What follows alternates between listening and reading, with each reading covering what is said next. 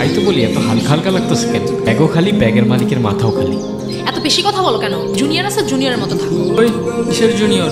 Final ইয়ারে আমি কয়েকদিন আগে ইউনিভার্সিটিতে ট্রান্সফার হয়েছি। এত বক বক করতেছো, তুমি কোন ইয়ারে? আমিও তো ফাইনাল ইয়ার। ও জুনিয়র আমি তো আগে বলবো না? আমরা তো ভার্সিটিতে নতুন কাউকে দেখলেই ভাবি ফ্রেশার। আমি কেন বলবো? ঠেকা বসছে আমার। তো তেরা তেরা কথা বলো কেন? আমি এমনিই কথা বলি। আচ্ছা আমি তাহলে আসি। যাও, না করছে কে?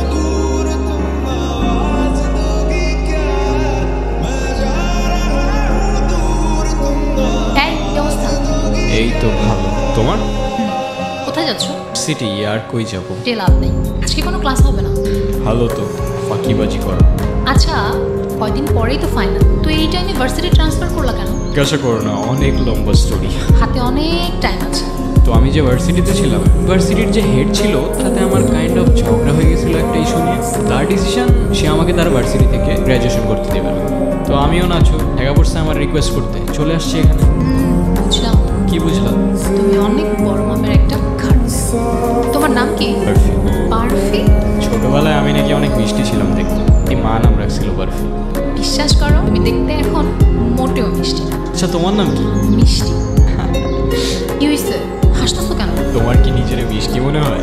অবশ্যই। বিশ্বাস করো তুমি এতটুকুনো মিষ্টি না, পুরোটাই তেতো। হইছে, আর একটুক্ষণ কথা বললে না আবার এখানে মারামারি শুরু হয়ে যাবে তোমার সাথে। চল তোমাকে সবার সাথে পরিচয় করে দিই। কিরে ওরে কোত্থেকে ধরে আনছিস? আর একটা মিসআন্ডারস্ট্যান্ডিং হয়ে গেছে। আমাদের জুনিয়র না প্রেমিয়ার, ও বার্ফি। এরা হচ্ছে আমার সব অপর্ণা। অকর্মা কেন? হুদাই আমাদের ট্রল করে মজা পায় আর কিছুই না। তোদের ট্রল করার আমার ঠেকা। তুমি কথায় কথায় এত চিল্লাও কেন?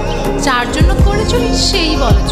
আচ্ছা যাই হোক, চল আমরা ট্রুথ অর ডেয়ার খেলি। এখানে ট্রুথ অর ডেয়ার? আমি খেলবো না ভাই। চল আমরাও ক্লাস।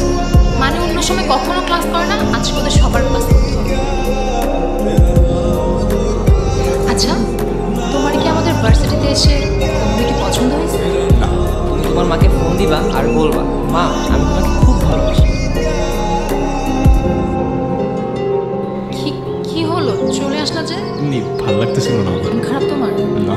তাহলে কাঁদতেছো যে? আমি কি বাচ্চা নাকি যে কাঁদবো? ম্যাচিউরড হয়ে গেছি আমি, এখন আর কাঁদি না আমি। আচ্ছা চলো তোমাকে তাহলে আমার একটা সিক্রেট জায়গায় নিয়ে যাই। কোথায়? চলো তো আগে, এখানে চোখ বন্ধ করে একটা লম্বা নিঃশ্বাস নাও।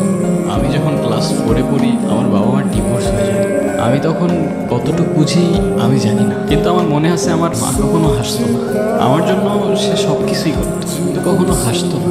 একদিন স্কুল থেকে বাসায় ফিরে দেখি মা ঘুমোচ্ছে আর আশেপাশে সবাই কান্না করতেছে। সো বুঝে ওঠার আগেই সব কিছু আমার এখান দিয়ে চলে যায়। My whole life all I ever wanted is the family. আমি যখনই আমার বাবাকে মিস করি তখনই বাবার সাথে কথা বলি। ওই যে ওইখানটায় থাকে আমার বাবা। তোমার মায়ের উপর তোমার অভিমান থাকাটা স্বাভাবিক, কিন্তু আমি এইটুকু বলতে পারি তোমার মা ওকে অনেক ভালোবাসে।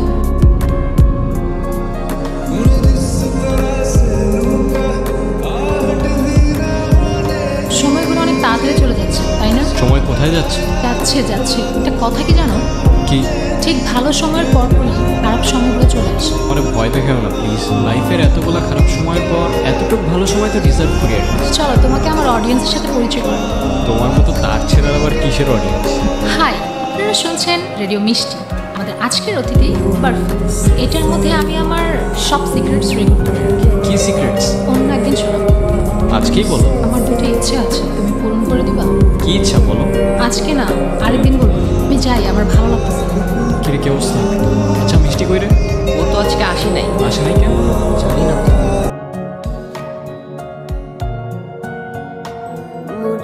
ঘড়ির কাঁটা আবার উল্টো ঘুরতে শুরু করলো। আমার লাইফে খারাপ সময়টা ওয়ান্স এগেইন ছুটতে শুরু করলো। জানি না আমার সাথেই কেন এমন হয়, যাদের সবচেয়ে প্রয়োজন তারাই চলে যায়। প্রথমে মা, এখন তুমি।